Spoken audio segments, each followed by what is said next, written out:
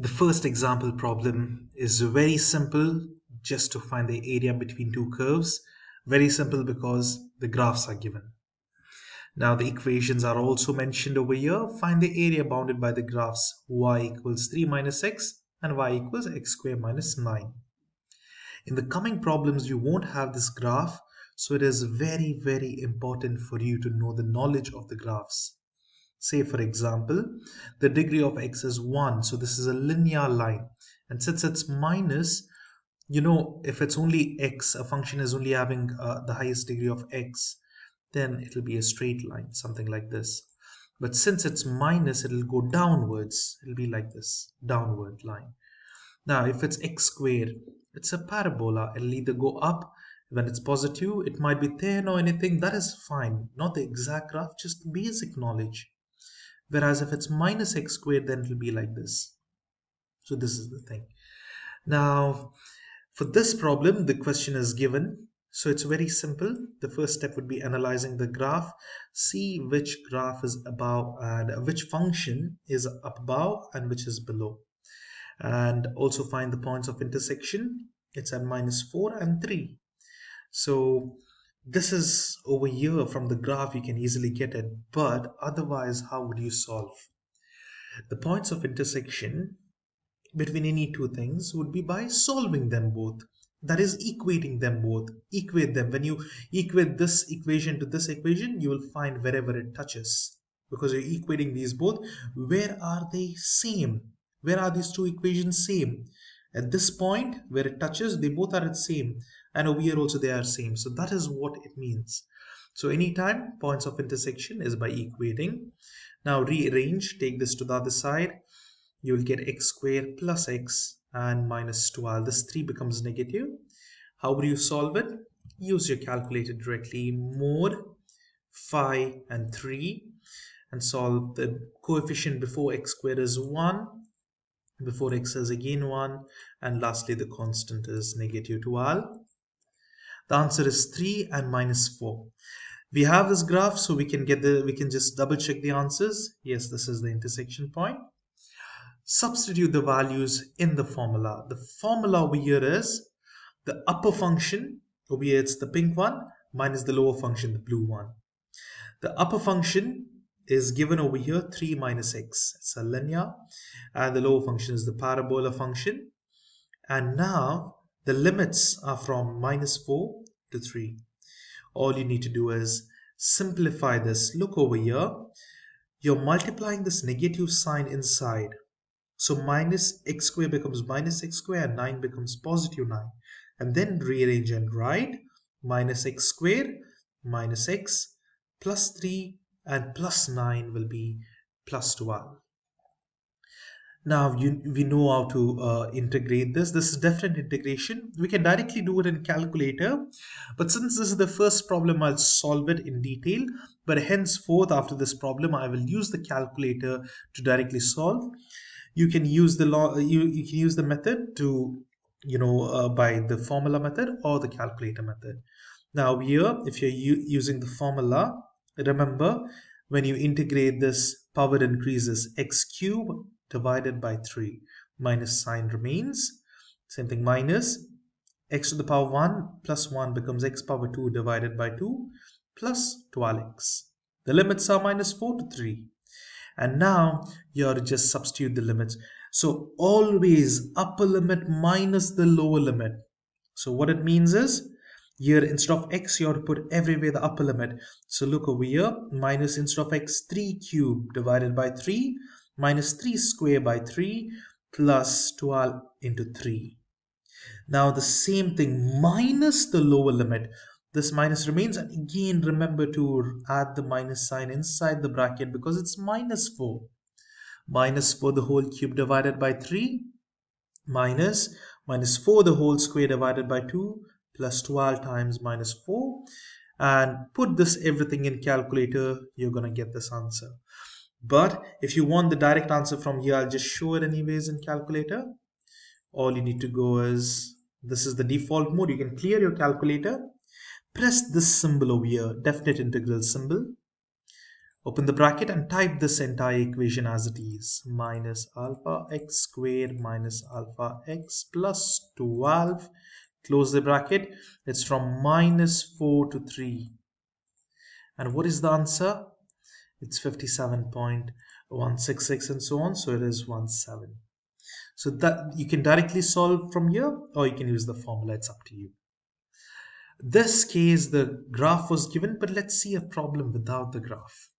And this is a little different type because, they're crossing, the graphs are crossing. So let's see this. The graphs are given over here, and they have told we need to solve for the limit 0 to 2. Only that's the area we need, bounded between these limits. Now these are the two equations. Looking at this, you must understand that minus x squared means it's something like this, the graph. I'm not going for the accurate graph. It's something like this. That's it.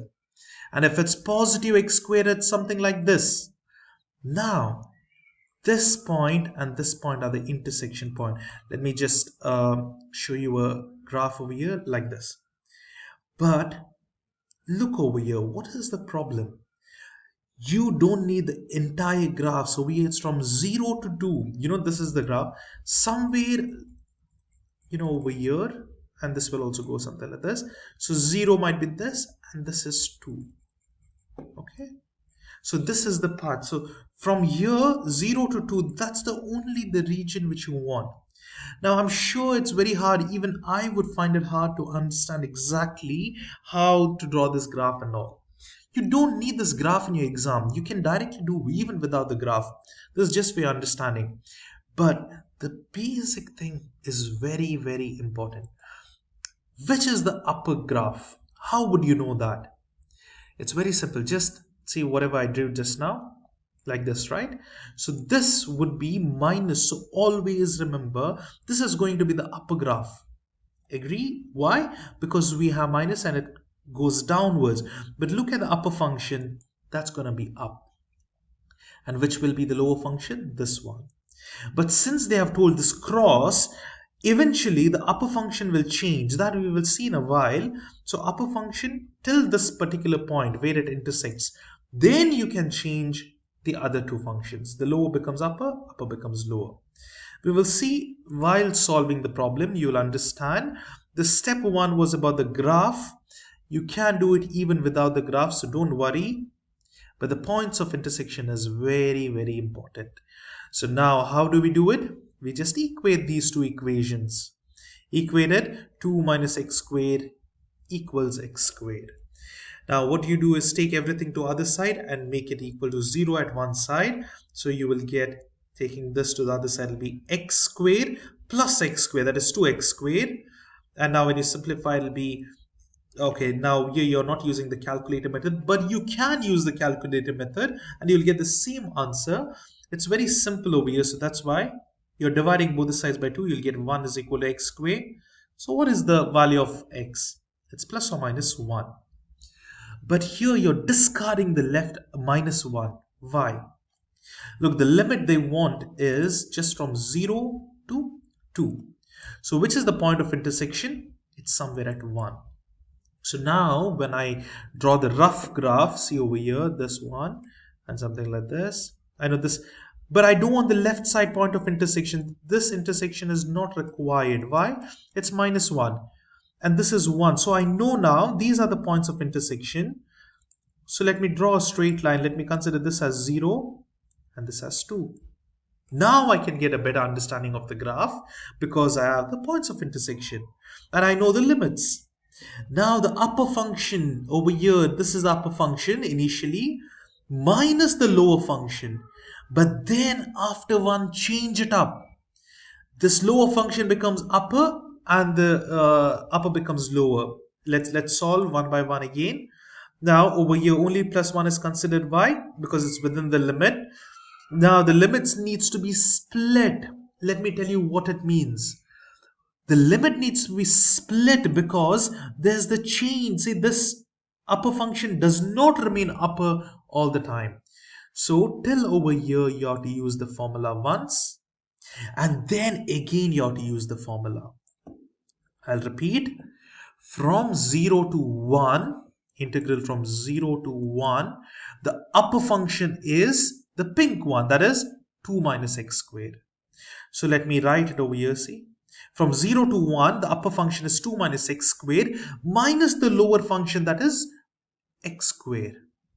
But then you need to add the next part as well, because from 1 to 2, you can see from 1 to 2, 0, 1, 2, the upper function is x squared and then the lower function is 2 minus x squared. So now I told you can do this without graph, right? I mean, not the exact graph, but you need to know the basic understanding. So from the understanding, you'll come to know something like this in the right side. You know, it starts with upper and lower. So upper function, lower function. Okay, write it. But which is the limit? Only until 0 to 1. And then you need to swap it. The lower becomes upper and upper becomes lower for the remaining part. That is from 1 to where? Where is the end point? To 2. So you start with 0. So you start with 0 and end with 2. But in the middle, the intersection limits are there and these two will be changed. So this is the thing about this. Now, once you understand this, then it's very straightforward. Just put the entire thing in the calculator. That's it. So this is the option. It'll be, use the brackets appropriately. Make sure you're writing it properly. 2 minus alpha x squared, close the bracket, minus again alpha x, sorry, alpha x squared. Okay, now I've not used brackets over here because, you know, it's fine, but it's better to use proper brackets. Even if I add this, I will never get the wrong answer though. So 0 to 1, now add it up. Or you can do this separately if you're finding this too difficult.